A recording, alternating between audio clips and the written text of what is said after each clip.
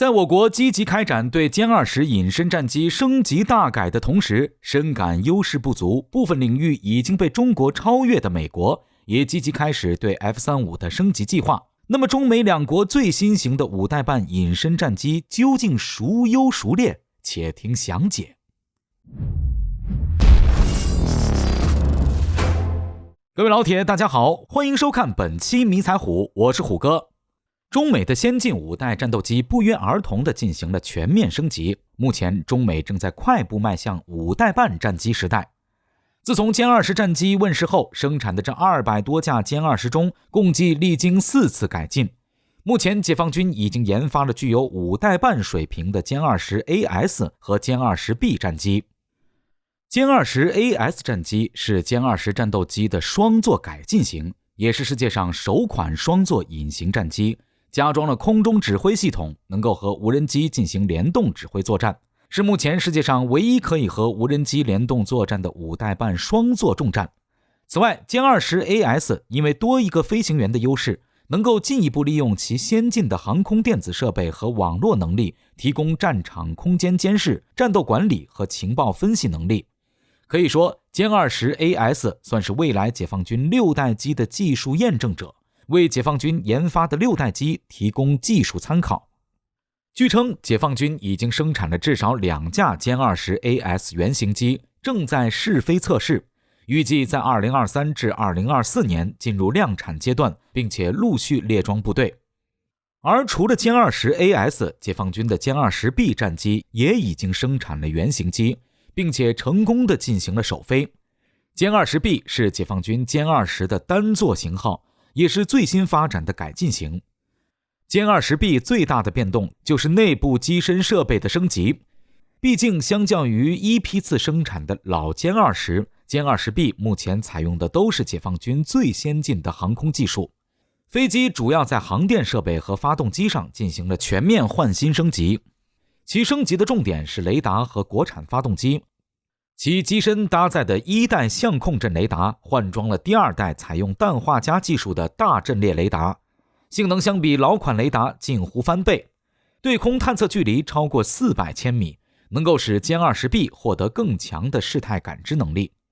而新换装的涡扇15国产发动机能够让歼20彻底发挥出优异的飞行性能和机动性，升级后的歼20 B 战机已经可以说达到了5代半的技术标准。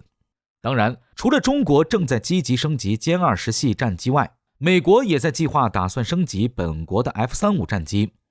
F-35在性能上已经跟不上歼20了，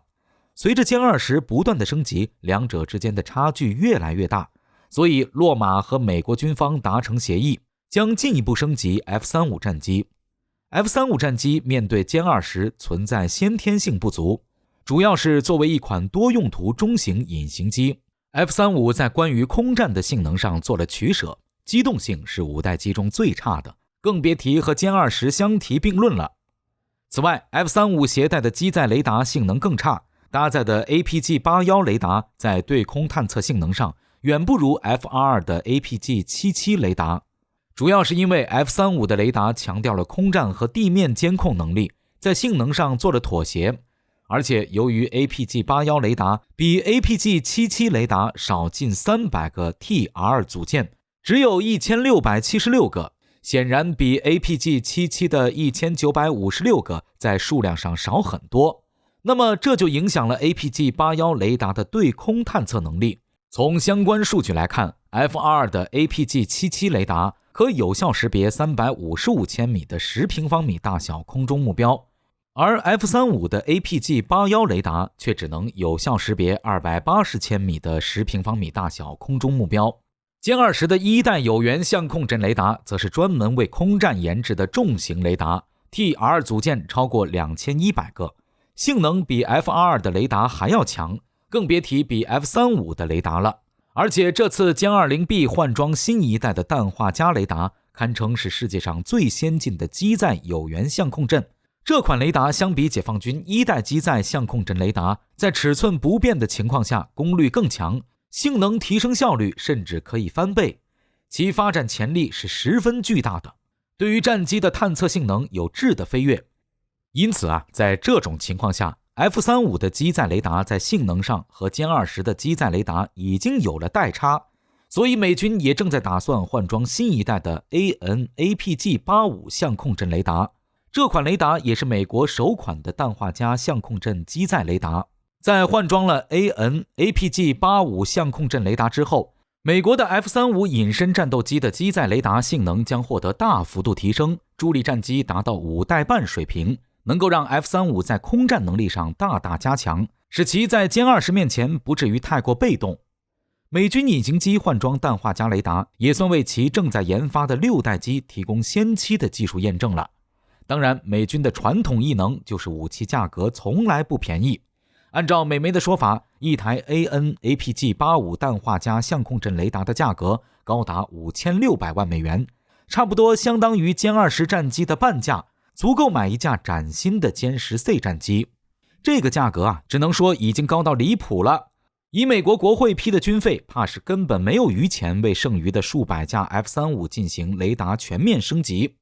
可以说，中国和美国在各自的5代机到6代机的发展上积累了一定的经验，并且完成了迈向5代半战机的技术跨越，后面就要看谁先搞出来6代机了。